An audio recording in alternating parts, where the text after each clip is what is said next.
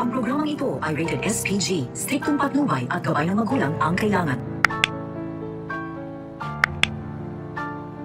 Nag-alala na nga ngayon, ito nga si Lucy, na ano na nangyari sa kanyang asawa dahil 24 oras na ay hindi pa rin nahanap itong si Darius.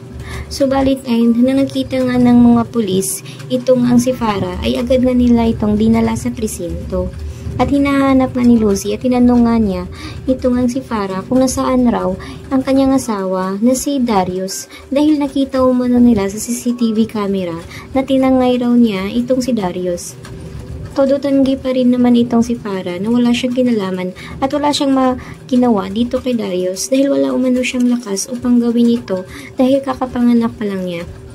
Hindi naman naniniwala itong si Lucy na wala siyang ginawang masama dahil kitang-kita nga at siya lang naman pala talaga ang may gagawing masama dito kay Darius dahil malaki nga ang gusto niya dito. Kaya't hindi naniniwala itong si Lucy na hindi siya ang tagtago dito kay Darius. Ngayon ay nag-aalala nga itong si Lucy kung nasaan na nga ba ang kanyang asawa. Hindi pa rin ito sinabi nga ni Farah kung saan niya tinago itong si Darius o baka patay na nga ito dahil nga ay sinasagasaan nga niya ito ng sasakyan. Kaya alala-alala lang itong si Lucy kung nasaan na nga ba ang asawa niya dahil na rin sa ginawa ni Farah dito nga sa kanyang asawa. Kaya ngayon ay hinahanap pa rin ng kapulisan kung nasaan na nga ba talaga itong si Darius dahil ilang oras na hindi pa rin ito nakauwi.